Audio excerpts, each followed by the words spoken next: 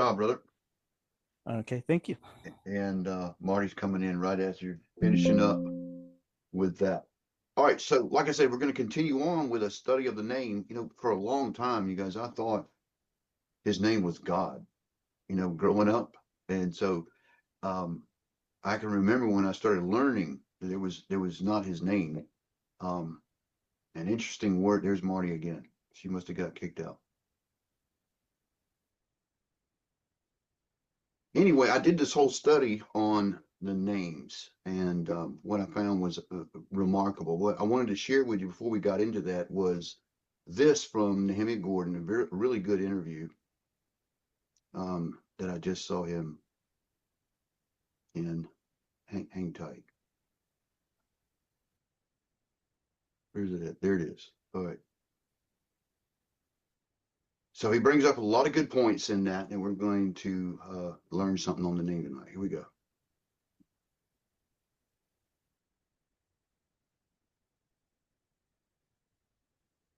Right. It's a really important deal. So in the Hebrew Bible, what Christians call the Old Testament, we have the name of God appears 6,827 times. Wow. And what I mean by the name of God, in Hebrew, it's the 4 letters, Yud, He, Vav. In other words, everywhere you see, here's somebody else coming in, everywhere you see Lord and God, Yod, He, Vav, He should be in that place. Okay. Yeah. What some people call the tetragrammaton, or literally the 4-letter name. Yeah. And just to contrast there, the word God, which in Hebrew is Elohim, is another word for God, El. And there's another term, Adonai, which is Lord. All right, now I want to clarify something here. He's talking about the God English word God. There's something fascinating about this because we also got a Hebrew word, God, which is, someone's got their mic open. All right, I got you. There's also a Hebrew word, God, which is 1408, 1409. It's one of the names of the tribes, Gad. You think it's Gad, but it's pronounced God. That is a proper name in Hebrew. So we had this dynamic between the English word and a Hebrew word that's kind of linked together. That's diabolical. Almighty. If you take all those titles are titles, take them all together, they don't amount to the number of times that his actual name appears. Wow.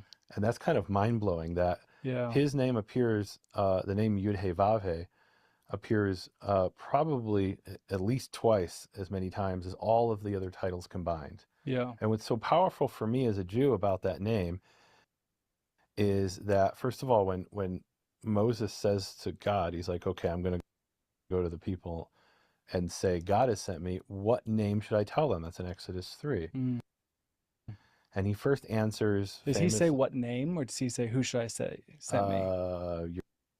You're getting me on the spot. Okay, here. I was just like, maybe I've never read it that way. But essentially he's saying, who do I say? And here's the context. They're living in Egypt for hundreds of years. Yeah. And there's thousands of gods. Yeah. Right? So which God in particular is sending me? The God of, which one? Yeah. And God responds, first of all, Ehyeh asher ehyeh, which is usually translated, I am that I am. We can get back to that. Yeah. That's in Exodus 3:14. And then in verse 15, he says his actual name, Yud He Vav He, which we'll talk about how that's pronounced. Yeah. And he says, this is my name forever. And then in many translations, it has, this is my memorial for generation to generation. But that word memorial, the Hebrew word zichri, actually is from a root that means to mention. So it means this is my name forever. This is my mention for generation to generation. When you mention me, when you call upon me in prayer and in oaths, this is the name you are to use. Yeah. And so that it was clearly from the very beginning intended to use that name. Now what happened over the centuries is Jewish tradition stepped in, and there became this tradition that God's name is too holy to speak. And so instead of calling on the actual name, Jews started using these replacements. these titles, Mhm. right? So like the title Adonai, which means Lord. Adonai appears in the Hebrew Bible, Yeah. but it also doesn't it appears approximately 400 times, 434, give or take, Mhm. versus 6,827 for the actual name Yud-Heh-Vav-Heh. Yeah.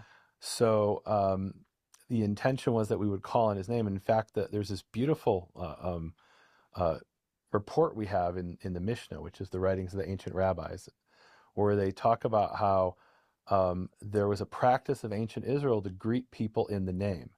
And what does that mean, to greet them in the name? So they explain, look at what happened when Gideon encounters the angel. The angel says to him, Yehovah, that's the letters Yud Hey Vav Hey, according to the pronunciation I understand. We'll talk more about that later. Yeah. He greets him in the name of Yehovah, and he says, Yehovah be with you. And Gideon doesn't understand what that means. He thinks that's just, hey, how you doing? Mm. But what the angel really meant was, no, Yehovah is going to be with you and you're going to be powerful. Mm. And then they bring another example, which is in Ruth, where Boaz is walking on the road to Bethlehem and he sees the harvesters in the field. And they say to him, Yevarechecha Yehovah, may Yehovah bless you. And he says to them, Yehovah imachem, Yehovah be with you. Mm. Right, so that was the greeting of ancient Israel. People would greet each other in the name. Mm. And so somehow we went from greeting each other in the name to where we can't even say the name in Jewish tradition. Yeah. Unless we are the high priest in the temple, is what Maimonides says. And then there's this statement in the Talmud that says, well, in this world, in this fallen world, in the current state, we can't say the name, but in the world to come, and by the world to come, they don't mean heaven. They mean when the Messiah is here on earth reigning as king over the world. Mm-hmm. In the world to come, the name will be read the way it is written. Meaning today, whenever Jews see those letters, Yud, Hey, Vav, Hey, Yehovah, or some people will say Yahweh, we'll talk about that hopefully, they read it as Adonai, which is, as I said, another title that appears 400 and something times. Mm-hmm. So they see those letters Yud, Hey, Vav, Hey, and they replace them with a completely different word. Yep. Which I'm trying to think if there's an example like that in the English language, where you see one word and you read a completely different word. Nothing's coming to mind. Maybe a curse word. Maybe. There you go. But isn't that interesting? So we have words that are so, let's say, bad that you can't say so them. Profane. Yeah. Profane. And then there's words in many cultures that are so holy you can't say them. Mm. Right? So, and this was actually a practice in many of the ancient cultures in the Middle East, that there would be a god whose name was too holy to speak. Really? And the Canaanites, for example, worshipped a god who we know in the Old Testament is Baal. Yeah. And or I think maybe some people say Baal, right? Yeah, that's how we like to say it. Baal just means Lord. Mm. And it's different than Adonai, which is what we use for our God. Mm-hmm. But that wasn't his name. What was his actual name? Well, we know his actual name from archaeology and study of ancient texts was Hadad, which means something like thunder, right? So he was a god of thunder. He was a storm god. But the Canaanites wouldn't call him Hadad. The Arameans did, who lived in Syria. But the Canaanites said, well, that name's too holy. We're just going to call him Lord. Wow. Right? So what an incredible parallel that we have. Now, did they copy us or did we copy them? Yeah. Right? And I'll leave that open for as a question of history. Yeah. But I think it was more a matter of this was a practice in many cultures. And Jews probably said something like, well, what, is the name of our God less holy than the name Hadad? Of course not. So we want to honor him by doing what we know other peoples do to honor their gods by not saying his name. Yeah. But that's not what he said to do. Yeah. He said, this is my name forever. This is my mention from generation to generation. Got it. So I brought a little whiteboard with me. Okay. And this is to help any of our visual listeners. If you're just listening on Spotify or something, tune into YouTube next time. Hopefully it'll be okay for them. But this is to kind of help people. Okay. And I want to share basically what I was taught. Mm-hmm. And then I want us to backtrack and say, okay, where did that come from? And what are the other perspectives essentially? Yeah. So hopefully the mic's still catching this up or picking everything up. So thank you, Terry, for letting us use your whiteboard. And correct me if I'm wrong in any of this, but this is kind of, I think, the basic kind of Christian understanding. Okay. And what I was taught, and what I think a lot of Christians kind of understand to this day. So we have the Hebrew, Yod, Hey, Vav, Hey. Good so far? It's great. If we were going to essentially transliterate this to English, Yeah. our viewers might be familiar with YHWH. You might see it on some cool Christian hats that they sell now. Okay. And when most Christians see this today, at the time of this recording, they will say, oh, I know that. That's Yahweh. All right. It's become very mainstream. I think the Passion Translation, which is a popular, newer translation, actually uses Yahweh, Okay. and they'll actually write it out. But you'll notice you can't actually pronounce this in English. This would be, there's no vowels. And that is, if you're unfamiliar with Hebrew, there's the little dots that you see all over ancient Hebrew. Those are nikud, is that right? Yep. And those are essentially the vowels. You'll see a dot here, a patach or whatever, different things to give the vowels, because they're essentially saying we're going to add an A here, we're going to add an O up here. They're filling in the vowels. Does that make sense? Is that Well, tracking? it makes sense to me. I don't know if it makes sense to the audience. So the story behind this is that ancient Hebrew was written with consonants, yeah, and the vowels were, and this is a whole complicated subject, but basically Were the vowels implied. The vowels were people say basically ancient- implied. This is why we can get away with truncation in Hebrew, because they're implied. So not only were letters implied, but also the vowels. ancient Hebrew didn't have vowels. Of course it did. Every spoken language had vowels. yeah, They just weren't written down. yeah. You just knew And them. you knew them. Well, there were people who were experts who memorized the entire Bible and were able to recite every single word precisely. For centuries, they were doing this. And then sometime around the year 600, give or take, they started writing these vowels down. Okay. And they did that for a number of reasons. One is they were afraid, well, we're going to forget these. And another one was Hebrew was becoming less and less spoken, so it became more and more important as Jews were spreading out around the world. Okay. So when they started adding the nikud so that we could all understand exactly how to pronounce these names, the story that I was told as a Bible student is they didn't add the nikud to Yod He Vav He. They'd either leave the vowels essentially off, or they would add the vowels of Adonai to signal, don't say Yod He Vav He, you see these vowels of Adonai, that's because you're supposed to say Adonai. Kind of like what you referred to, the understanding that I was taught, and I think a lot of us are taught, is we didn't want to take the Lord's name in vain. That was the real kind of thrust behind it. Yeah, that's interesting, because that's not the thrust in Jewish sources. Really? Meaning, so you've got the third commandment, or at least as Jews count it, the third commandment. Yeah. Lo tisa et shem Yehovah Elohecha lashav, ki lo yinakeh et asher yisa et shmo lashav. Don't take the name of Yehovah your God in vain, for he will not make clean he who takes his name in vain. The ancient Jewish understanding of that is don't make a false oath in his name. Because the way they would make oaths is they would say, as Yehovah lives, and then they would say, as Yehovah lives, I will do X, Y, Z, or I testify to X, Y, Z. And if what you're saying is not true, you've taken his name in vain. Yeah. In vain means falsely. Yeah. And so it was a false oath.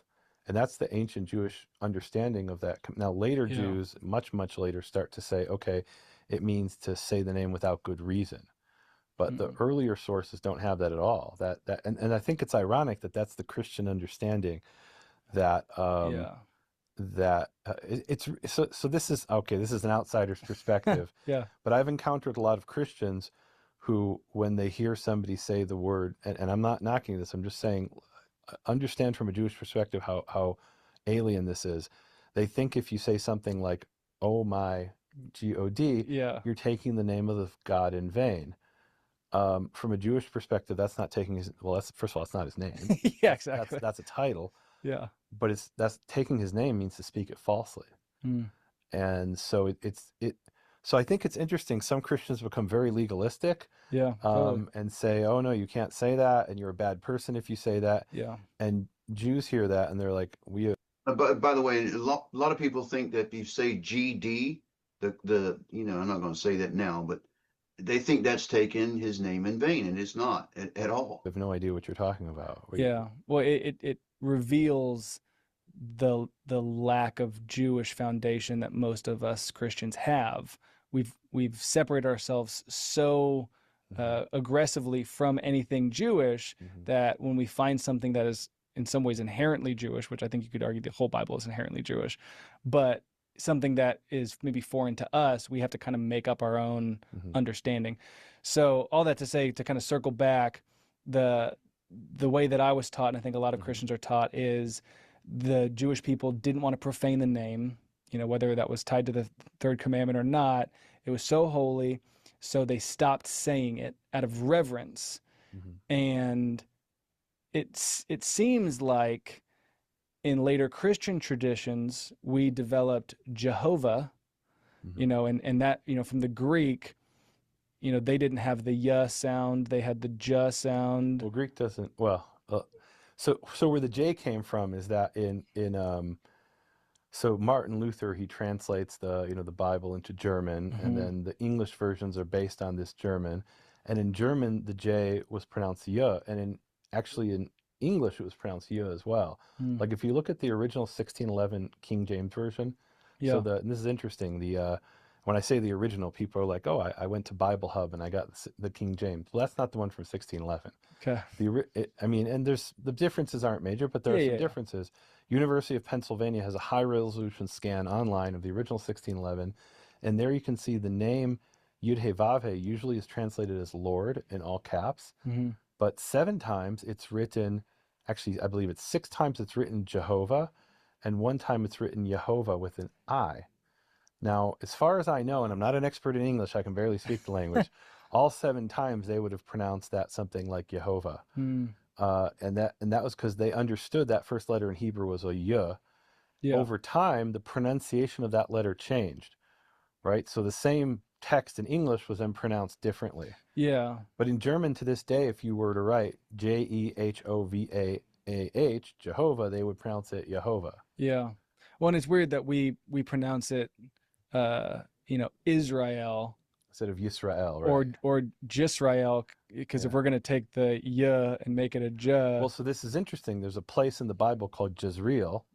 And there's another place in the Bible called Israel. And in Hebrew, one is Yisrael and the other is Yisrael. Right? They're both ye, but one for some reason became a J and the other became an I.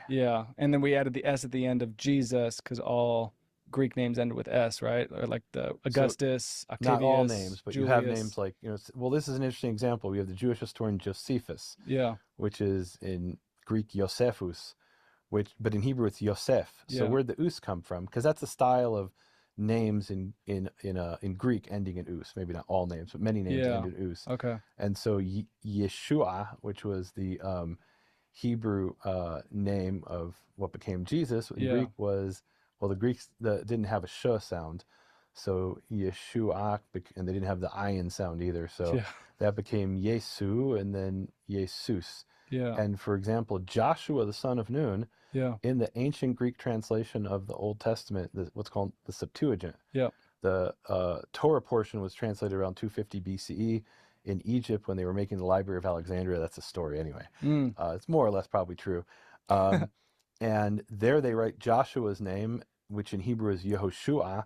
They write it as Jesus. Right. So there's actually no difference between Jesus in Greek and Joshua in Greek. And in Hebrew, actually, there's no difference. Right. So Joshua, the son of Nun, in the book of Nehemiah is called Yeshua, the son of Nun, which is the same name as Jesus. Right? One thing he doesn't say here, which is obviously left out, not to offend, is where do you get Jesus? Because if it's Joshua, which is the same word, Jesus, in the Greek, which is what they get Jesus from, well, then shouldn't the English translation be Joshua or Yahshua, right? Where Jesus is to what I've discovered, is actually made up and like 500 years old. It's not a good translation, in other words. It's a truncated form. Well, it means Yehovah. This is interesting, important, related to the name. Right? Because some Christians will be like, what do I need to know that name for? It's not important. Well, in John 17, Jesus said that he came to one of the things he did is he manifested the name of his father. Yeah. He says in 17:6, and then in at the end in 26 of this prayer, he says he made known his father's name. Well, what is his father's name, and what does that mean? Well, the name Jesus, Yeshua, which is short for Yehoshua, means Yehovah Yoshia, Yehovah saves. Mm. And many Hebrew names are contractions of short sentences. Yeah. Right. So my name Nehemiah means Yehovah comforts. Mm-hmm. And the name Yehoshua, Joshua, or Jesus, Yeshua means Yehovah saves. Yeah. So, he talks about coming in his father's name, and people are like, well, what does that mean? Or maybe they think they know what it means. Yeah. But if you don't know what the father's name is, Mm. you're kind of missing, I feel like you're missing a piece of the puzzle. Yeah. So when we're taught, it was out of reverence that the Jewish community would stop saying that's it. correct. Meaning, let's say today, if you walked up to a rabbi and you said, I know the name of God is really Yahweh, well, many rabbis would have no idea what you're talking about. Mm-hmm. But if you said, some will, and they'll say, please don't say that name. We don't speak that name. Please don't speak it in my presence. Yeah. If you said, I know God's name is really Yehovah, most Jews will know what you're talking about. Mm-hmm. Because that's what they see written in their text, Yeah. even if they don't pronounce it. And it'll offend many Jews, absolutely. And I don't think you should be offending people, right? I'm Jewish and I speak the name, and you can say it around me. Yeah. But I don't think we should be stuffing this down, people's throats who don't want to hear it. And we've had to talk to people because in the Christian culture Mm-hmm. right now, Yahweh is a big deal. Mm-hmm. And it's very much being clung to as this is the real name. We have Mm-hmm. the name, and so more and more songs are being made that are Yahweh. And we have many Mm-hmm. Jewish members at our church, and we try to help our Gentile friends. Like, hey, that can be a little bit offensive. It can take them away from whatever they're experiencing in the service, Mm-hmm. and now make them focus on, oh my goodness, that was kind of jarring. Mm-hmm. So my first question is, was that the original reason why, or were they told that they were not allowed to pronounce it? This is complicated because it gets into periods of history where we don't have all the answers. Here's what we know. There's a rabbi in the Talmud named Hanina ben Teradion. He's sometime around the year 135, 136. He's put to death by the Romans in a really brutal way. And the rabbis in the Talmud are trying to find out. They're discussing, they're debating. Everything in the Talmud is debates. Yeah.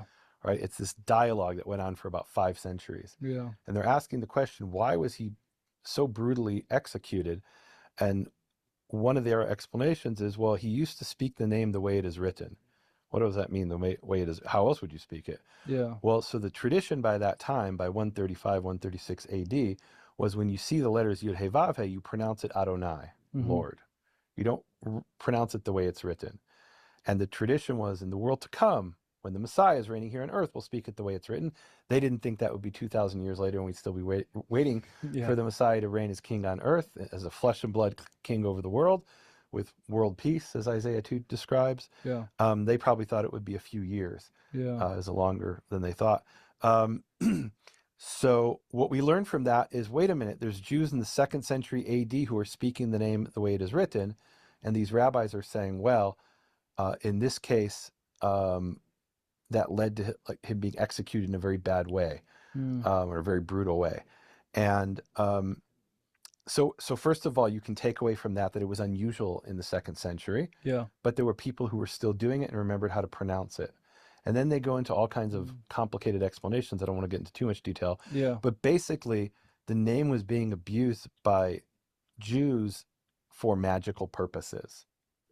All right, so he brings up a good point here, you guys. I want to kind of point out this because he did mention John 17:6 in Yeshua's prayer, where Yeshua said he manifested a name and he taught his disciples the name, implying that it wasn't common knowledge. Interesting fact, in the Talmud, around that time, they were accusing Yeshua of doing magic and healing people and raising the dead because he'd stolen the name out of the temple. See, only the ones in the temple knew. And there's a passage in the Talmud that says that Yeshua wrote the name on his thigh and got out of the temple with the name.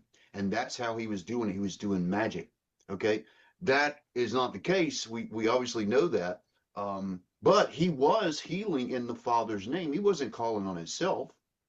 You look at any of the prayers when he raises Lazarus from the dead, does he call out his own name? Absolutely not. He exalts the Father, first of all, right?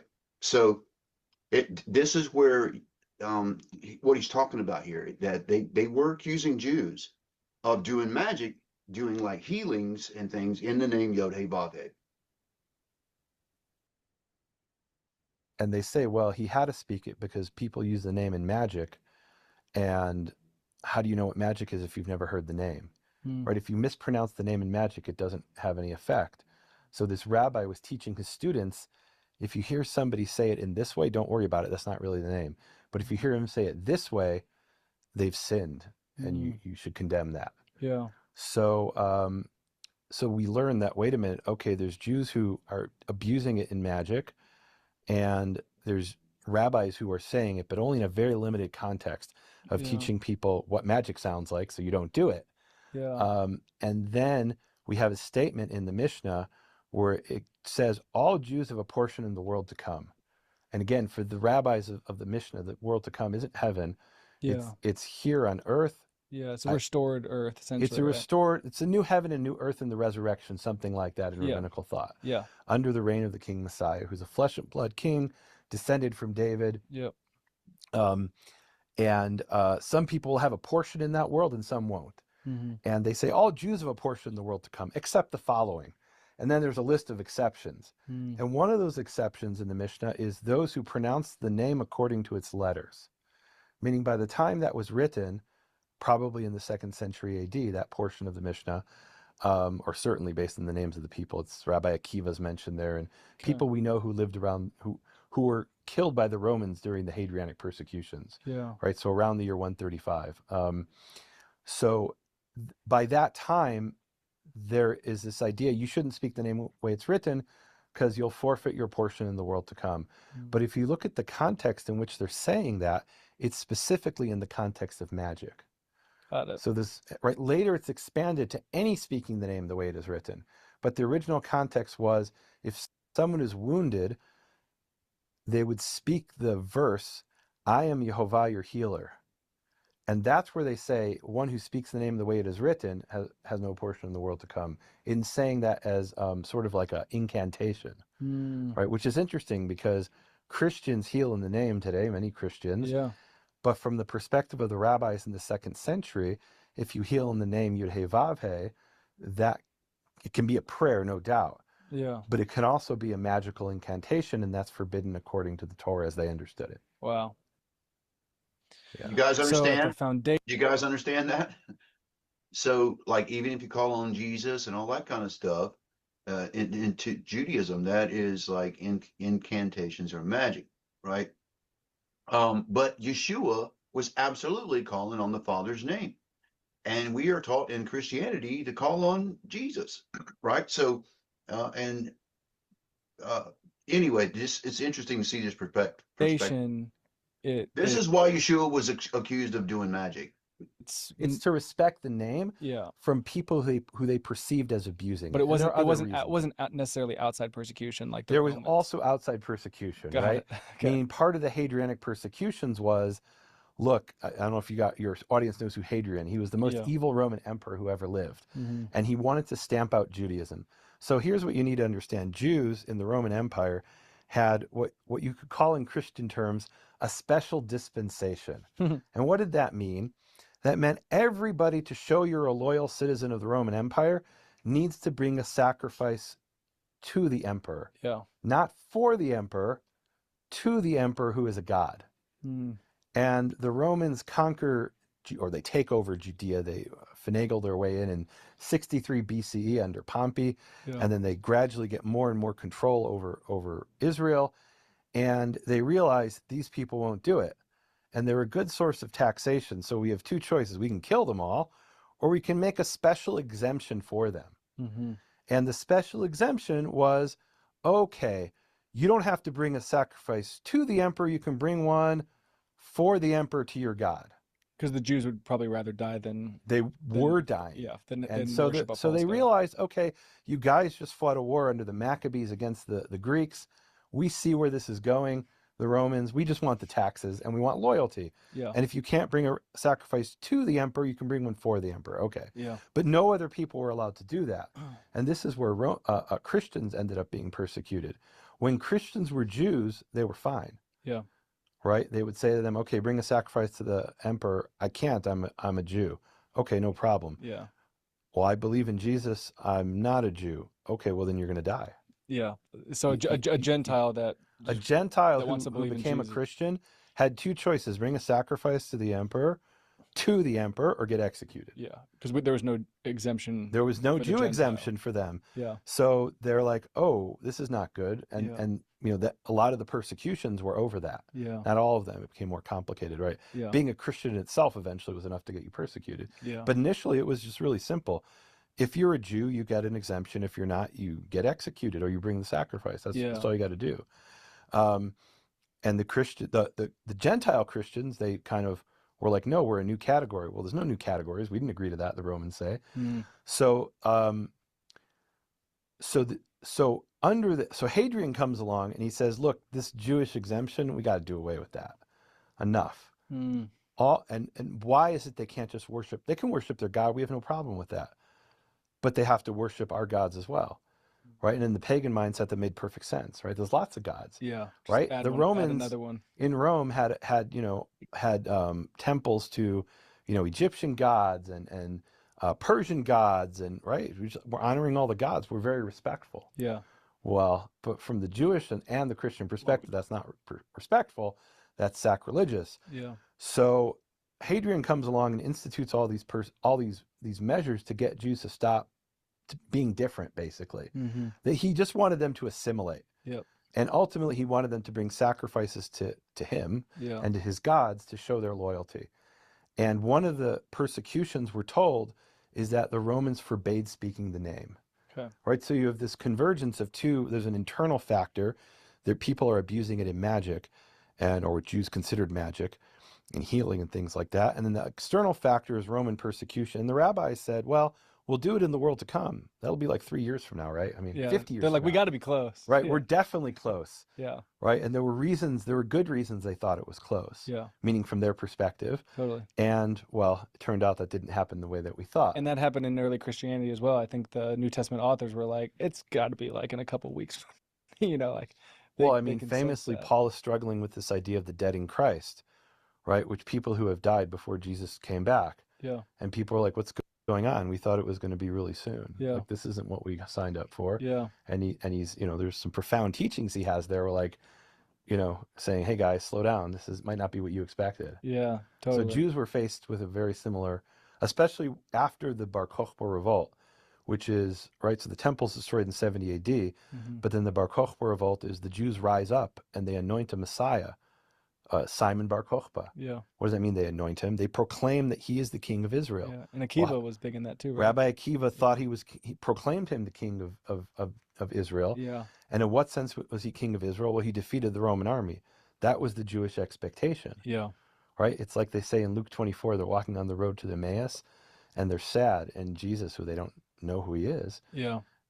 says, why are you sad? And he said, we thought he was going to redeem Israel. Yeah. What did that mean to them? What that meant to the disciples of Jesus before the road to Emmaus Yeah. was that, well, he was going to defeat the Roman army and rule as a flesh and blood king. Yeah.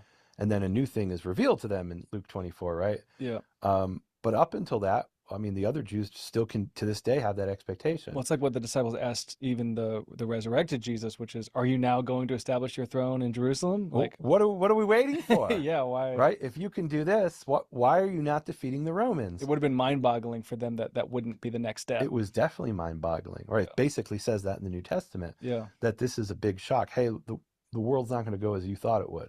Yeah. And the other Jews are still, to this day, this is the Jewish expectation. Yeah. What are we waiting for as Jews for the Messiah? We're waiting for world peace, ingathering of the exiles, and defeating the enemies. Right? You can't get world peace until you defeat our enemies. Yeah. Right? Evidently, from what I've seen on the news recently, our enemies have not been defeated Yes. and still want to wipe us out. Yes. There's this profound Jewish song that people recite during the traditionally during the Passover Seder, and it goes something like, "In every generation they rose up to wipe us out." And Lord Jews have been so. reciting this for centuries, for Yeah. over 1,000 years. And it's mind-boggling. I mean, how can you not believe in God when you have these prophecies, when I read them in Deuteronomy, that there are these prophecies about being scattered amongst the nations and these persecutions, and then we see them not just in the black and white movies in history, Yeah. we see them in our lifetimes. Totally. So, I mean, to me, this is the hand of God in history. Yeah, I mean, I always tell people the greatest evidence that I have that the God of the Bible is the one true God is the continued persecution and redemption of the Jewish people all throughout history. Mhm. It's like that is the narrative of Scripture, is that he's going to keep his people, and the enemy's always going to try to attack them and rise up a Haman Exactly. to exterminate them. And And you know, it's the, so in Israel and Jerusalem, they have this museum. I'm sure you've been to it, Yad Vashem. yeah, of It's the course. National Holocaust Memorial. And there are these different displays. The last time I was there, at least, I don't know if they've changed it. There was this display where they have quotes from the Nazis. Mm, And one of the quotes is, "The chosen people are on the train to Auschwitz," something like that. wow. And you're like, okay, I know he's being sarcastic, Yeah. but he on some level knows that there is good and there's evil. He thinks he's good, Yeah. right? Those are on the side who are on the side of, I'll use Christian terms, those who are on the side of Satan think they're good, Mm-hmm. but they understand there's another side, Yeah. and they're fighting against that other side. Yeah. And to imagine, I mean, this literally happens, that a Nazi would send a communique that the chosen people are on the trains Yeah. being sent to their deaths, Yeah. and to use that terminology, even if it's in a sarcastic way. I mean, it reminds me of, when the high priest says, the death of one man will be bring redemption for the people, or something like that, Yeah. not Yeah. realizing what he said, Yeah. but on some level maybe realizing what he said. Yeah. Yeah. Whether it was subconscious, whether it was the Yeah. Holy Spirit, or whether he knew, Yeah, I mean, it's true. what a profound reality we live in, and this Yeah. isn't just history; it's happening today. Yeah. So, so back to the name. So there was external persecution and internal persecution, Yeah. and it was never intended to be forever. Meaning, within the rabbinical sources themselves, when they say it's forbidden to speak the name, and if you do, you lose your portion in the world to come, they also say, well, that's only a temporary measure Yeah. until the world to come, which hopefully will be soon. And even today, I can say, hopefully will be soon. Yeah. Here on earth, that is. And I believe Christians have a similar idea of the second coming and the millennial totally. kingdom, right? So, what is that name in the world to come? Yeah. So, so the Christian, or let's go, not necessarily Christian, but the attitude of Christian Hebraists, who are these scholars who are like, okay, we've thrown off the yoke of the Catholic Church, right? This is how it happened. It was part of the Protestant Reformation. Was people said, well, we should actually read the Bible. Well, how do we read the Bible? We don't know Latin. Okay, let's translate it. All right, what do we translate it from? And Martin Luther famously, there's this great quote from Martin Luther. I quoted in one of my books. And he says that if I were younger, I would learn Hebrew. It's the best language of all. And he has this beautiful. Ironic. What's that? It's It's ironic because what he did later. he started out as a lover of Jews. Totally. And then about 10 years later, he wrote a book called The Jews and Their Lies, Yeah. in which he lays out a plan which becomes the Holocaust. Yeah. But early on, he loved the Jews. Yeah. His other book, the one he wrote early on, I think was called Jesus Born a Jew. And it was all about the Jewishness of Jesus. So he underwent a transformation for whatever reason. But at one point in his life, he said, if I were younger, I would want to learn Hebrew. It's the best language of all. Wow. And he has this beautiful parable. He says the Hebrew is the source, the spring.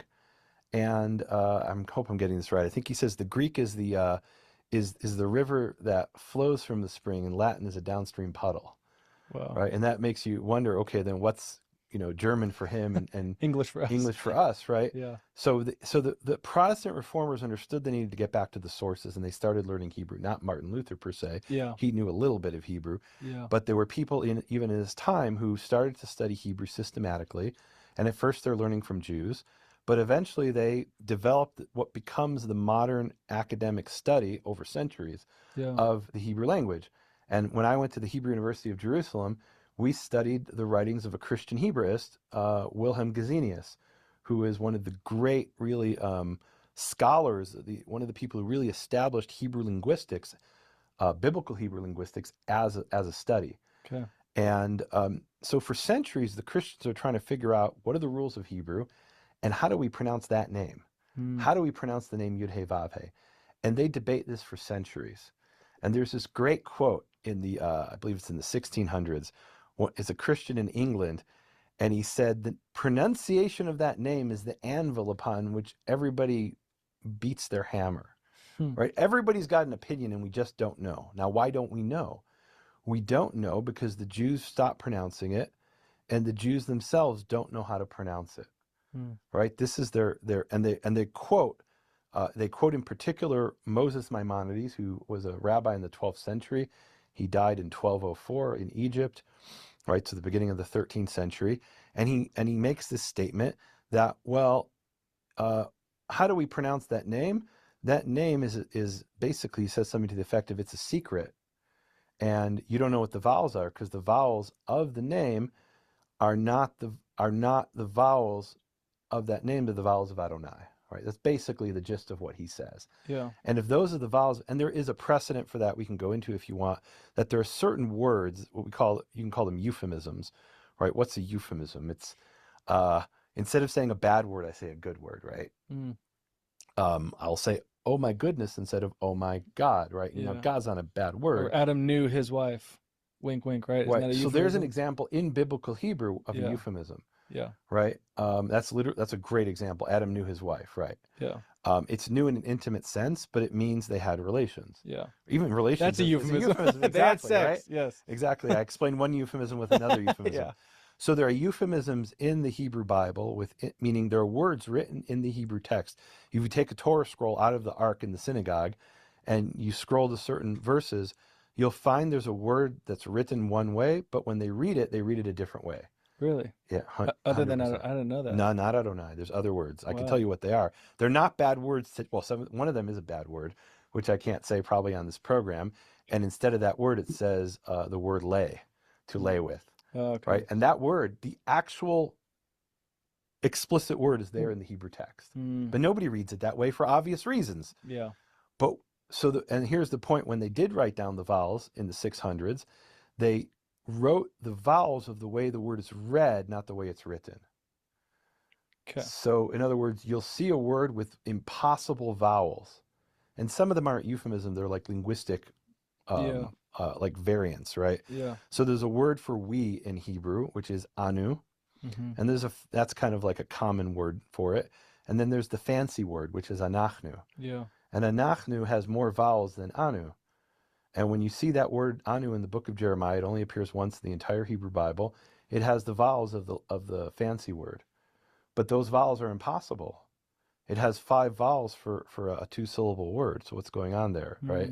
Yeah. So they put the vowels of the way the word was read, not the way it was written. And Gesenius and the people before him really come along. The first one that we know about for sure is or one of the first is 1518. There's a man named Galatinus. He's actually a Catholic. He's the confessor of the Pope. And he says, well, how do we pronounce this name? Right? If it has the vowels of Adonai, how do we pronounce it? And he says, well, if you pronounce the vowels the way that it's written, it would be Yehovah. But the Jews say those are the vowels of Adonai. And as far as we know, he's the first first Christian to explicitly say that if you take the vowels the way they're written in the Hebrew text, the name is pronounced Yehovah. Now, the way it's presented, even by scholars today, is, well, and I apologize for the term. I coined it. I call it the stupid Christian hypothesis. The stupid Christian hypothesis is Peter Galatinus was so stupid, he thought those were the vowels of the name when he said it would be pronounced Yehovah. He didn't know the Jews read that as Adonai. Yeah. But all you have to do is translate the Latin in that passage, and he explicitly says the Jews read that as Adonai. So he wasn't stupid. He knew the Jews pronounced it as Adonai. Yeah. And he wasn't even saying pronounce it as Yehovah. He was saying if you take the vowels the way they're recorded, it would be Yehovah. Yeah. So, because I was taught the vowels of Adonai are put over Yod-Heh-Vav-Heh just to signal the Jewish reader that you should say Adonai. so the way it's understood, and there's some truth in that, right? but it's a bit more complicated, right? It always Meaning there's is. definitely a signal in the text that in some instances you read the name Yud-He-Vav-He. In most instances of 6,827, that's based on the Aleppo Codex or reconstruction of the Aleppo Codex, 6,828 in the Leningrad Codex, another important manuscript. So there's actually a slight difference there. Okay. But of those, around 430 or so times, when you see, or 300 times, excuse me, when you see Yud-He-Vav-He, you don't actually read it as Adonai, you read it as Elohim, which is the word for God. Do they put the vowels of So Elohim? they do. Mm, Yes. Interesting. And the third letter has an E instead of an A, because Elohim is an E. Yeah.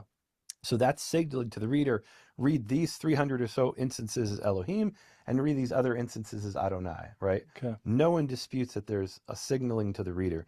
Here's where things get complicated. If you look at the actual vowels of Adonai, they are not the vowels of the name Yud-He-Vav-He in the manuscripts. Interesting. So the vowels of Adonai would be A-O-A. And the vowels in the name Yud-He-Vav-He are Yeva, but in some manuscripts it's Yehovah.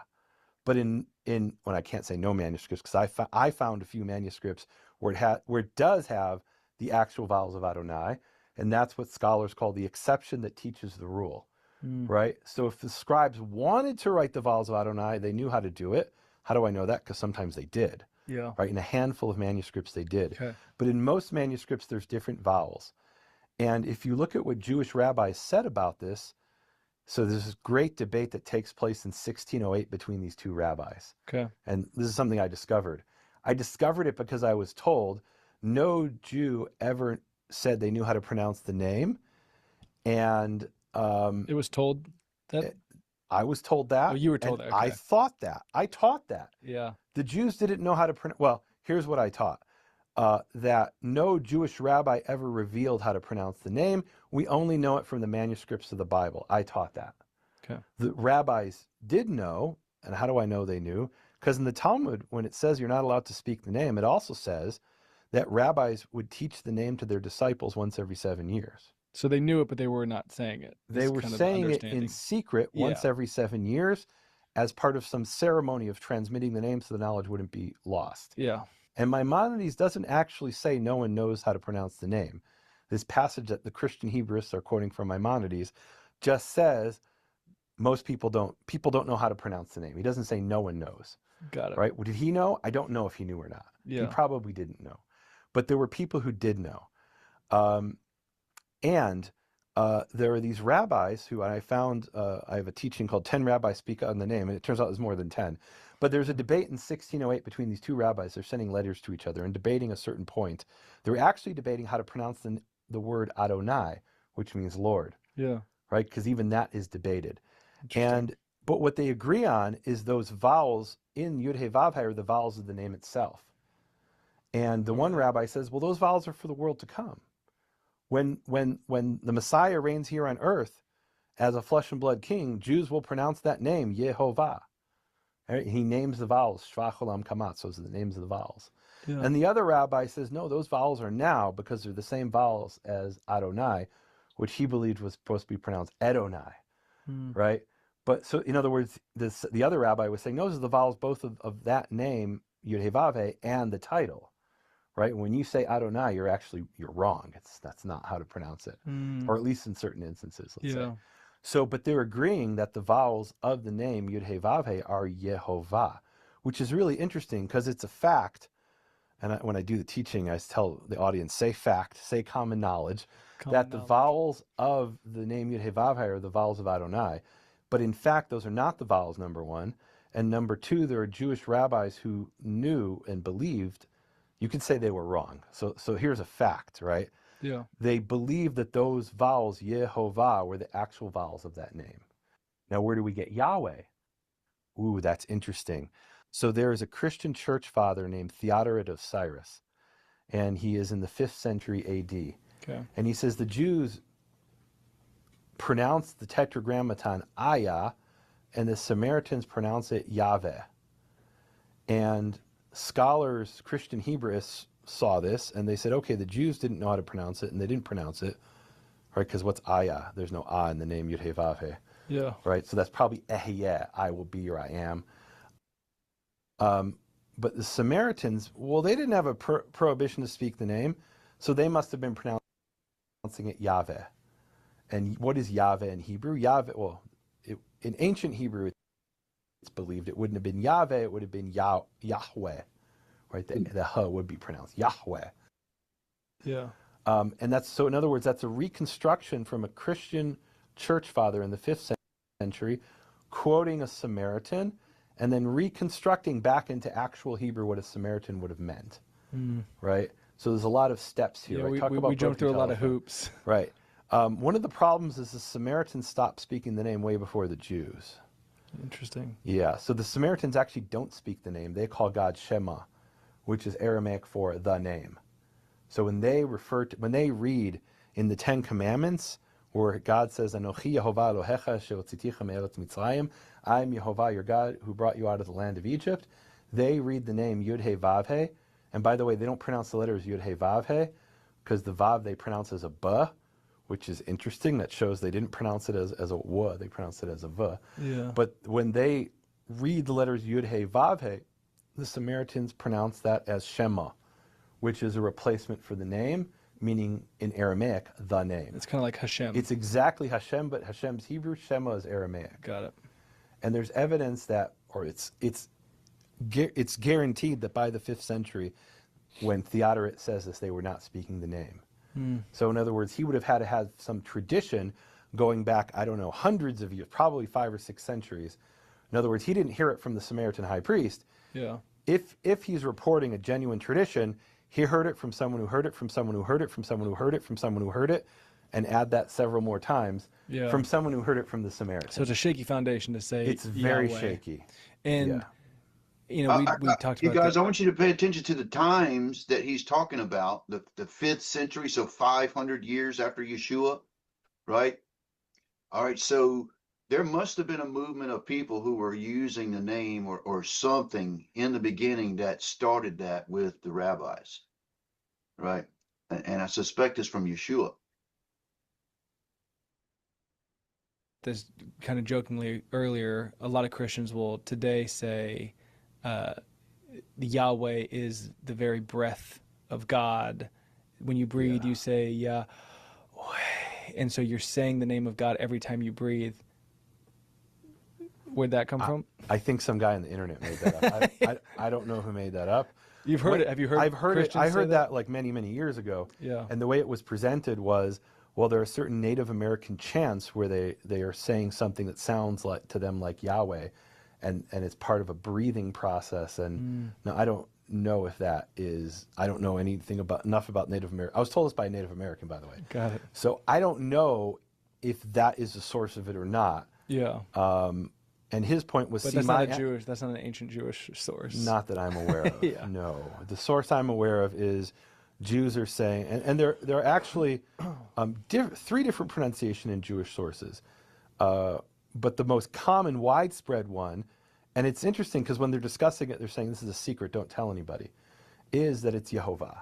So if it is Yehovah, and they didn't want to say it, because it was looked at as, you know, whether it was the magic or whether it was the persecutions, and then later developed into just a reverence, respect and honor. then why would you put the vowels there to say it? So that's interesting. So in the early manuscripts, they leave out one of the vowels. Okay. And you might say, oh no, well maybe it just has 2 vowels. Well, it can't. And I could go into the rules of biblical Hebrew, but basically, based on the rules of biblical Hebrew, there's a vowel missing. That was their insurance of not saying it. That was the way take away a to vowel. probably prevent people from accidentally pronouncing it. Okay. Even if you see those vowels, you won't pronounce it because there's a vowel left out. Yeah. And one of the really cool things is sometimes they did put in the full vowels. So, but I feel like that's a whole separate discussion to do justice to that. I don't want anybody to take away from this that, oh, it's evil to say Yahweh. Nehemiah is rebuking us and judging us, and we shouldn't say Yahweh. I say to people, work it out for yourself in fear and trembling with prayer and study before the Creator of the universe. Yeah. And we have this beautiful verse in Psalm 44. In the Hebrew, it's verses 20 to 21.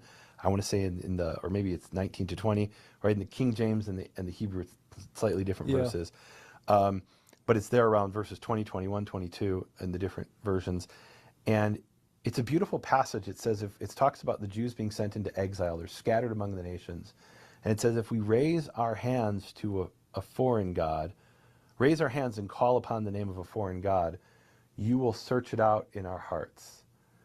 And what it's saying is, look, in exile in Babylon, where we were sent into the Babylonian exile, there's people who 2-3 generations in, they don't even remember the name of God. And they're calling on, this is like Daniel, right? He has all these different gods he's told to worship, and his 3 companions. And so a few generations in, they're calling on Marduk, and they're calling on Bel, and these different Babylonian deities. But in their hearts, they mean Yehovah.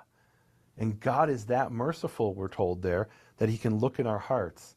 And that's, I think that's, from a Jewish perspective, that's grace. Because I don't deserve it. I'm calling on the wrong name. Yeah. And he still can have mercy on me. Yeah, knowing so I don't think we should be more judgmental than God.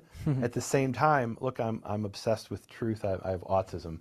And part of that is an obsession with biblical truth, what I understand is biblical truth. Yeah. And so I just want to know what the truth is, the historical and biblical truth. Yeah. And the historical and biblical truth, the best information I have currently is that it's Yehovah.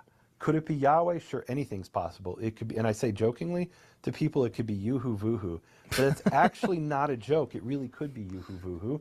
And I have actually found, this is not a joke, I found more Hebrew Jewish manuscripts with YHWH than I have with Yahweh. And that's not a joke. Now, those are Kabbalistic texts where they're saying these are meditations, not how you should pronounce it. Yeah. But I don't find any Kabbalistic meditations with Yahweh. Yeah. That didn't even come into their minds, so which is interesting. So at least I haven't found those. Maybe they're out there. Yeah. Or maybe there's one I did see at Cambridge University, but that's one out of, now that I think about it, there might be one with Yahweh. But YHWH is actually quite common, believe it or not. I don't think it was YHWH, because that doesn't really fit with other well, here's the most important part to me, one of the most important parts. What does the name actually mean? Yeah. Leave aside how it's pronounced. Yeah. How it's pronounced informs what it means and vice versa. So what it means in Jewish sources is Hayah, he was, Hoveh, he is, and Yehyeh, he will be. And there's this, I recently did a teaching on this. There is an ancient Jewish translation to Aramaic where they paraphrase it. And for he will be, they explain as in the future he will come. Right? So he was, he is, and he will come. Does that sound familiar from anywhere? Revelation. That's absolutely Revelation. Yeah. And specifically, it's a number of verses in Revelation. And one of the passages, it's the same vision that Isaiah saw in chapter 6, where he sees the angels saying, Kadosh, Kadosh, Kadosh, holy, holy, holy, in Greek, Hagios, Hagios, Hagios. Yeah. And then in Hebrew, it's Yehovah Tsevaot, Yehovah of hosts. Yeah. And that's the context in which it says something like the Lord Almighty, who was, is, and is to come. Yeah. Right? So, in other words, and I'm not the first one to recognize this, there are Christian scholars who have realized, wait, that's Hayahoveh Hieh. Yeah. That's the meaning of the name Yud-Heh-Vav-Heh, Yehovah. And Yehovah, that pronunciation was understood by Jews as, and here some scholars will say, well, the Jews didn't know. Okay, so you think the Jews didn't know what they were talking about. But the way it was understood by Jews is Hayahoveh Hieh, he was, is, and is to come, was then the explanation of the pronunciation Yehovah. Right? If you take the form he was, and he is to come in Hebrew, and you combine them, you take part of each of those words, you get Yehovah. And is the proper understanding of what we would typically translate as I am? So better? I am, it's complicated, and people have literally written PhD dissertations on the Hebrew verbal system, so we're not going to solve that here. Yeah. But basically, I am would be understood by most Jews today as I will be, but it's actually a bit more complicated. It really means I am now and continue to be into the future.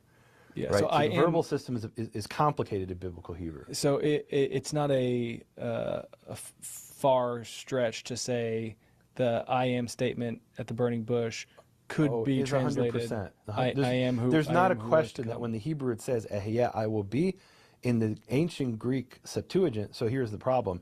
The Greeks didn't have the same verbal system as Hebrew. Yeah. So when the Jews translated Exodus 3:14, Eheyeh asher eheyeh, into Greek, they translated Eheyeh as ego eimi, I am, which is what Jesus says. There's not a question. When Jesus says ego eimi, I am, he's alluding to, I mean, I think everyone accepts that. Yeah. He's alluding to Exodus 3:14. You're talking about when he says before Abraham was. I am. I am. Eheyeh, I will be, right? So in Yeah. other words, that's what it is in Greek, I am. But in Hebrew, it's a bit more nuanced. It's I am now and continue to be into the future. It's a repetitive action. Yeah. So, And so it is very similar to I am. The It's- one who is, the one who was, the one who it's- is. All right, notice that point right there where, we see Yeshua as a protagonist in his ministry because he's teaching the name.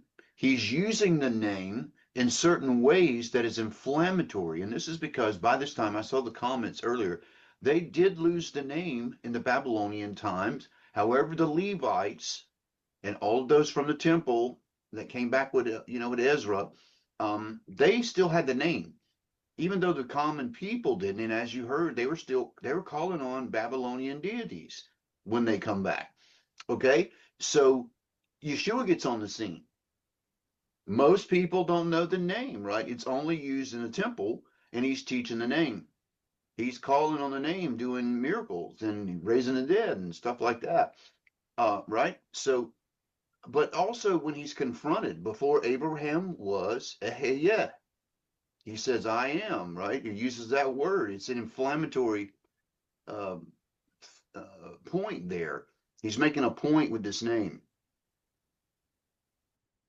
it's the Greek equivalent of Yeah. I am. Well, it's so that's the context. Exodus 3:14, God says, I am, or I will be, and I continue to be into the Yeah. future. And then the very next verse, he says, my eternal name is Yud-Heh-Vav-Heh Yehovah. Yeah. And I don't think it's, let's say, it was not lost on the authors of the New Testament and the early Christians that the name Jesus means Yehovah Yoshia, he that was, is, and is to come, saves, Yeah. right? That's the meaning of the name Jesus Yeah. back into Hebrew. I mean, it's the name of the Father, he will save. Got it. That's so good. So as we now transition to the New Testament, I have a few Yeah. New Testament questions regarding the name. But first, when the Hebrew scholars, or I guess maybe Greek scholars, but I think they were Jewish, translated the Old Testament from Hebrew to Greek, which we would call the Septuagint. Did they ever, I think the Greek word is Kyrios, which is Kyrios, Lord. yeah. Kyrios or Kurios, depending on your Greek dialect. Okay. Did they ever put Yod He Vav He? Did they ever that's put? interesting. Or was it So- always Kyrios? So it was Lord. definitely not, well, it's hard to say anything definitely. Yeah. So the original Septuagint was translated around 250 BCE. We don't have a copy from 250 BCE. We have a copy from around 300 AD, so about 550 years later. Because we would say that Jesus would have been familiar with the Septuagint, and the first century Jews would have been maybe I familiar. would imagine when he read from Isaiah from the scroll in Capernaum, Yeah, he's or reading excuse Hebrew. me, in Nazareth, he was reading from the Hebrew. Totally, but Okay. but yeah, not saying that they were speaking Greek, because I believe that Jesus was speaking Hebrew and would have been a Certainly when he prominent was reading language. from the scroll, there's no debate Totally, that he was. but would it there was have been an Hebrew. understanding of the Yeah. Septuagint? So here's what we know today after about 70, 80 years of the Dead Sea Scrolls being discovered. Yeah, So we know today, or what the evidence we have is all of our earlier copies, meaning anything before the let's say late 2nd century AD okay, of the Septuagint has one of two things. It has either Yud He Vav He written in Hebrew letters. so it's Greek and then random Hebrew four letters. Exactly. And I could show you a picture of it. You can throw it up on the screen. I could send it to you. Love that. And anybody not So you can see this in a lot of it, not only in the Greek, but also in Phoenician scrolls. The name is in the original Paleo Hebrew, Yod He Vav He. knowing a letter of Greek will say that's different. Yeah, they just randomly changed. All of a sudden, The code the changed. scribe wrote a different word, maybe a different scribe in some cases, meaning maybe they left blank spaces and they were filled in some cases. But so there's a different script all of a sudden. They're writing Greek, And when they get to the name Yud-Heh-Vav-Heh, they write the letters Yud-Heh-Vav-Heh. And Origen, who is a church father, who worked more in the Septuagint probably than anybody, he even probably did some revisions of the Septuagint, he says the most accurate manuscripts have the name written in ancient letters. Right? When they get to that name in the Greek text, they wrote Yud-Heh-Vav-Heh. And then we have one Dead Sea Scroll where instead of Yud-Heh-Vav-Heh, they write it with the Greek pronunciation, which is Ya'o. And Ya'o is almost certainly an abbreviated form of Yud-Heh-Vav-Heh. In Greek. In Greek. Wow. They're writing Ya'o. And then there's some Aramaic evidence to point to that as well. That So probably these manuscripts where it's written in Greek and then there's a Hebrew Yod-Heh-Vav-Heh, how late are those documents? How late? So that's an interesting question. I mean, we have them, some of them are surprisingly late, but we also have early ones. Okay. Meaning we have ones that are from the Second Temple period. And then we also have stuff that might be as late as the 5th or 6th century. Wow. Which is like, wait, you're still doing that? Yeah, they're still continuing after the Christian, and so those are almost certainly Jewish copies of the Septuagint. Yeah. I mean, the Christians had already swapped it out with Kyrios, and some Jews seem to be continuing to write Yud-Heh-Vav-Heh in Paleo-Hebrew letters. Yeah. And there's this really interesting statement by one of the church fathers who says that it's so bad when the Christians see Yud-Heh-Vav, and he's a Christian, right? He's saying when Christian scribes see Yud-Heh-Vav-Heh in the Paleo-Hebrew, in these ancient Hebrew characters, they don't know how to copy them, so they replace the Hebrew letters Yud-Heh-Vav-Heh with the Greek letters Pi Yota, which is pronounced Pipi. And they literally have the word Pipi in there, right? They have a perfectly great Greek text in the Old Testament, and they get to the letters Yud-Heh-Vav-Heh, and they're like, I don't know how to write those weird Hebrew letters. Yeah. And the Hey kind of looks like a pi, Yeah. and the Yud and the Vav kind of look like a Yota, so Pi Yota. And so eventually they swap it out with Kyrios. And so what some scholars would say is what's called the Old Greek. The Old Greek is not the one we have today of the Septuagint, but let's say the earlier version of the Septuagint seems to have had the name Yud-Heh-Vav-Heh written in Paleo-Hebrew characters. Or some sort of Hebrew characters, or some pronunciation such as Ya'o found in one of the Dead Sea Scrolls 4Q120. Wow. So when the New Testament authors sit down and they're writing in Greek and maybe making allusions to a Septuagint. Well, here's the really good one. When Peter in Acts 2 is quoting from Joel, and it says, all those who call upon the name of the Lord will be saved. So, two questions. What did he say in Jerusalem That on day. Pentecost? Yeah. Did he say, All right, so first Adonai? of all, he didn't say it's not written as Lord, it's Yod-Heh-Vav-Heh, all that who call on Yod-Heh-Vav-Heh. All right. Yeah. Did he say Kyrios? Did he say Yehovah? Did he say And that is where we get one of the access terms I'm going to show you. Yahweh? Yeah. And then what was written down? Yeah. Because maybe he said Adonai, but then they wrote it down as Yod-Heh-Vav-Heh because Jews pronounced it as Adonai, right? So these are questions we don't have the answer to, and I say work it out for yourself in fear and trembling when prayer and But is it written as Kyrios? It's written today as Kyrios, absolutely, in the earliest manuscripts. And I know for sure. I know you do a lot of work with the ancient Hebrew New Testament. You know, there's some fragments of Revelation. There's the Book of Matthew, the Hebrew Matthew. Is that all Kyrios? I want to be careful in calling it the ancient Hebrew. Let's call it Hebrew witnesses to versions of the New Testament. Maybe they're translations from Greek or Latin in some cases. Yeah.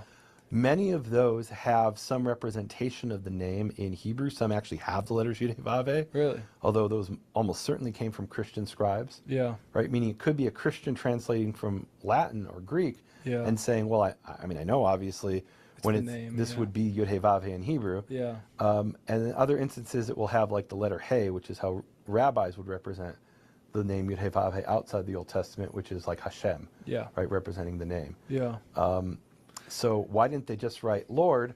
So it could just be that they're like, okay, let's restore what originally was there. Or in some cases, and this is very controversial, maybe they're copying from some earlier source that preserves something in Hebrew. Yeah. Because when I look at some of the writings in the New Testament, for example, a big one that we quote all the time, Romans 10:9, which is kind of like the Christian playbook of how do you get saved. It is believe in your heart that Jesus is Lord. And I'm like, wait. So did he say Kyrios? that Jesus is Adonai? But in Hebrew, it's even more complex, because it could be one of three things: Mm. that Jesus is Yehovah, Yep. that Jesus is Adonai, Yep. or that Jesus is Adoni. My Lord. Right. Well, both Adonai and Adoni means my Lord. One is only used of God, and one would be used of humans or an angel. So which one did they say? And we don't know, right? That's Yeah. a theological position that I'll leave for Christians to argue about and debate. Yeah. But the last word I want to say here, which is I think the most important thing, please don't take away from this that I've learned this new thing, it's Yehovah, and I'm going to beat my friends over the head with Yeah. it. Please don't do that. Love your if you don't speak the name Yehovah in love and for unity and to find common ground, whether you're dealing with a Jew or a Christian, then that is a desecration of the name in my view. Yeah. Well, I'd love to end because it's one of the scriptures that we quote a lot, especially in the Messianic world. It's quoted a lot, which is, Yeshua saying to Jerusalem, "You will not see me again until you cry out, Baruch haba b'shem Adonai." And that's a quote from Psalms, which Exactly. is Baruch haba b'shem Yehovah. Yeah. Blessed is he who comes in the name of Yehovah. And that's interesting, by the way. We talked earlier about the greeting of ancient Israel. Yeah. That was a greeting, right? In other words, the original context in Psalms is the Levites are standing at the entrance of the temple, and they say, "Blessed is he who comes in the name of Yehovah," meaning you're blessed in the name of Yehovah. And Jesus, Yeshua, takes that and reads a prophetic, messianic, Christological reading into it, saying, wait, there's a deeper meaning you guys might have missed, right? You had eyes, but you didn't see it. Yeah. And the deeper meaning is not just you're being greeted like you do every day in the name of Yehovah, but there's one who is coming it's not just the blessing in the name of Yehovah, there's one who's coming in the name of Yehovah. Yeah. Which, that's a pretty neat trick if you never use the name, or I don't know. Yeah, man, that's crazy. And what is really interesting to me, you guys, is Yeshua actually says to the Pharisees, the people there, the leadership, "You will not see me again until you say," and he quoted that, Baruch haba b'shem Yod-Heh-Vav-Heh, so, which is the name that he came teaching. That's a messianic prophecy right there. That you want to know when Yeshua's coming back, it's when the Jews start saying, that he put that on them. Blessed is he who comes in the name of God. As we all go back to the scriptures and we read scriptures like, "In the name of the Lord we shall be saved," or the name of the Lord is a strong tower. Is this important for us to know if we're going to know God intimately? Is this important to know if there's going to be power in our prayers? Or is this a fun So I don't fact? want it to be like a magical incantation, Yeah, but it's also not a clearly. fun fact. There's this beautiful scene where Melchizedek comes and he blesses Abraham, and he blesses him by the Most High God, creator of heaven and earth. And this is in the presence of the king of Sodom. And Abraham hears this, and he must have been thinking, I know who Melchizedek is talking about, but there's also a Canaanite deity called the Most High God, creator of heaven and earth. And we're among Canaanites. Yeah. And so he responds to Melchizedek, and he adds the name Yehovah. He says, Yehovah, the Most High God, creator of heaven and earth. Wow. And his reason for doing that, it seems, in the context there is, I know who you're talking about, you know who I'm talking about, but that guy over there, the king of Sodom, he don't know who we're talking about. So to remove the ambiguity, it's important that we be very specific and say, but who is the Most High God, creator of heaven and earth? Yeah.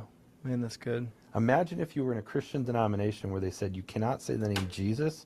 It's offensive to some Christians, so we're just going to call him God, or we're just going to call him the Son.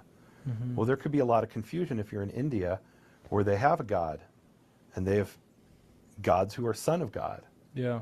And they might say, oh, okay, oh, you mean that, so-and-so, that's the son of God. Yeah. Well, no, we better be more specific and clarify who we mean in that case. Well, thank you for doing all of the research that allows us to have this conversation, the research that 99% of people would never do because it is just years and years of trudging and getting manuscripts. Like, you're doing the hard work, you're plowing so that we can just come and have this awesome conversation and learn so much. And I know you're continuing to do this kind of work. So I just want to, leave by one saying thank you. Thank you for the deep dives that you're doing in manuscripts, continuing to. So a very good interview from Gateway Center Israel that I happened to catch a few days ago. Just kind of goes right in line with what I revealed to you guys last week on the name. So let me take you over to the code. So this was my study. Obviously we had lost the name. So the progression from Yeshua teaching the name to somewhere a few hundred years, and this is probably under Roman persecution where Rome forbid them to say the name, but also the Jews started hiding themselves, and 500 years later, then we see by the time Gutenberg presses the Bible, we progress to where King James is doing translations, and he has a deal with the Jews where he's not going to have the name in there. It's going to be Lord and God. There's this whole thing on that. I'm trying to fast forward to this. Somehow or another, we didn't know his name, right? We were taught Lord and God, Jesus, and all that kind of stuff. So it got me down this road where I was looking at some codes, and so I started looking up like call upon the name Yod-Heh-Vav-Heh. That's exactly what Peter was quoting from, I think it's Joel. So it looks something like this. I don't know why I said that, you guys. I meant to say Yeshua quoting from Psalms. And it's at a width of 440, right? So it is encoded a couple times. Let me show you the printout there. It is encoded a few times. We got it in plain text, once, and it's encoded. So this is the one we're looking at. I got it on a row skip of 2244. So that's how, it's just one half of that. All right. So that got me thinking about, well, how will we call upon the name if we don't know the name? So there's obviously got to be a restoration, right? So I did look that up.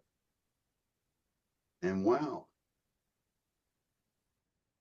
I found it. So here it is. Restore the name Yod-Heh-Vav-Heh. Well, look at the width. 2244. 2244. It's the same number. What are you saying, Jonathan? So we got restore the name and call upon the name encoded on the same cylinder, which is incredible. I've never seen that before, ever. So let me show you what I'm talking about. So where we are right here, this is the center. So if you can imagine all of this being on a cylinder, and all of this that's running through, all this text is running through here is like a double helix or a spring. It goes around and around and around. So if I scroll all the way to this side here, so keep up with me, right? We're going to the left, all the way around to the other side, about 180 degrees, and look at there. There's call upon the name. Call Kira Hashem Yod-Heh-Vav-Heh. I am Yod-Heh-Vav-Heh. The name Yod-Heh-Vav-Heh. I've kept this, even though I've worked it. I like to look at it in its earlier form because it's the simplicity of it. There's tons of times where the name's mentioned in the text, but you can literally scroll on the same cylinder all the way back. And so call upon the name and restore the name is encoded on the same cylinder about 180 degrees apart. You see that? So we're back around the other side, which is amazing to me. We got remnant in the children of Israel that come together there. The end of days, which is in Genesis. It's a Mitch. Let's see here. Genesis 49.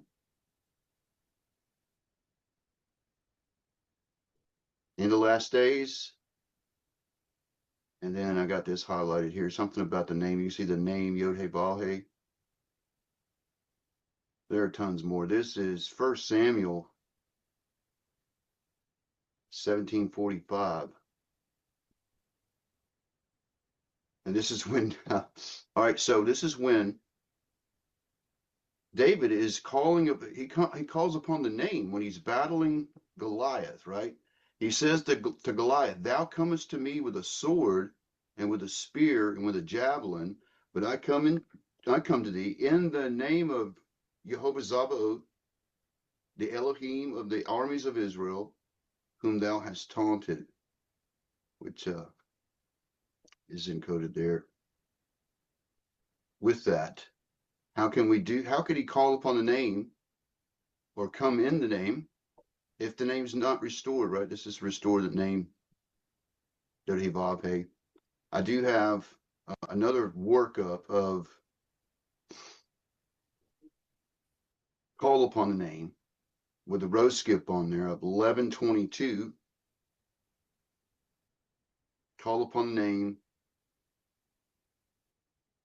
YHWH, and then it asks a question right here. Who is me, YHWH? Who is YHWH?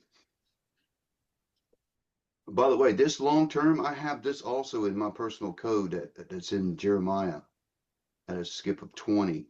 This term appears vertical in my which would be a question I would ask myself in my lifetime. Who is YHWH? And then Shem, the name YHWH.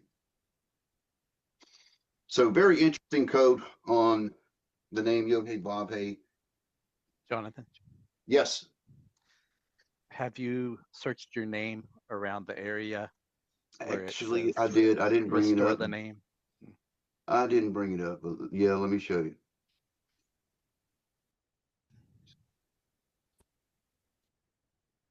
All right, so there it is right there. Can you guys see that? Oh, in the green. In the green right there, yeah. That's great. So when I looked at, when I found that, I felt like y'all had given this to me as to, and I've often said when it's very personal to you and you're probably the first human being that's ever seen this, look for your name. And bam, there it was right there. So, Right. yeah, I didn't also along the same lines. My full name appears right over Candace Owens's name. Isn't that cool? Because you're probably the first human being that's ever looked at that. Right. Yeah. I have a hard time knowing whether to say that or not. But it's pretty cool. Yeah. So that's what I got for you guys tonight. Any questions? I'm glad to see some people that are not normally here, like Jerry. Good to see you, brother. You may not hear me. Anyway, anybody got anything before I close out? Yeah, okay, so he said that the proper name was Yahovah. Yehovah, yep. All right. And I tend to believe that. I'm sort of like, I heard Rob Skiba describe it one time that he's moved several times. He moved several times on the name. I'm at that point too, to where, I kind of believe it's probably, Yehovah instead of what I've been calling him. But even though you can pronounce his name in a range, and I think his name is that dynamic that people have probably called him all those, and he knew who he was being, who he knows that you're speaking about him, no matter how you're trying to pronounce it. So I'm surprised though that the gentleman that was talking on that video, I heard him say, Yahweh, Yahovah, but I never heard him say Yahuwah. yeah. He won't. Yeah. Sorry. That's kind of interesting how it's interesting how he won't. Yeah, I noticed that. Yeah. Is there a reason? I don't know. Sometimes I think that Nehemiah is saved, but I don't know. It seems like it's kind of on the down low or something. He's trying to help the people The Okay, Christians. so he Mhm. is I imagine he still has a lot of association with Jewish people, and Right. he probably is trying to stay neutral. Okay, when you come out and you're all about, I'm saved by, the blood of Yeshua and Judaism, you get exiled, right? I've seen this has happened to my friend. Right. I remember Yeah, that. yeah. So Well, so when he he was talked, actually, yeah. Go ahead. I'm so sorry, Jonathan. When he was talking about the Native Americans, now see, I thought the Native Americans used the name Yahuwah, Yeah, but I don't know. He thought they said Yahweh. They'd use I both. don't. Yeah, Personally, I'm a native, and so yeah, you use both. Did you say they use both? yeah. She did. Yes. Yes. Okay. I'm Native American also, and it's true that Native American tribes, many of them know the Creator's name, and I truly believe it was revealed to them by the Ruach HaKodesh, and it's wonderful testimony. Well, even though his name was obscured, even by translators, by the time everybody gets a Bible, right? Because not everybody had a Bible when they first started printing them, right? And in the Catholic Church, even changed them to, so they couldn't be taken by anybody. But by the time you can get a Bible, it's Lord and God. However, there is a Hebrew word that most Christian denominations use, which is hallelujah, which is a Hebrew word that has the name in it. It means praise to the name Yah. So he made a way where we were still calling on his name just by going to a Christian church, even though you were calling him Lord and God and all that kind of stuff. So there was a way where we had a connection to his name. And as far as Yod Hey Vav Hey, I think it's so dynamic that if you are speaking to that one, no matter how you pronounce it, I think he knows, right? He even spoke about that. Nehemiah even said that there's somewhere it's written in some Jewish literature where, when they were coming out of Babylon, they're calling on false gods that surely that, he knew that who they were talking about, even though they'd lost it, right? Anyway, he knows your heart. All right, let me close this out.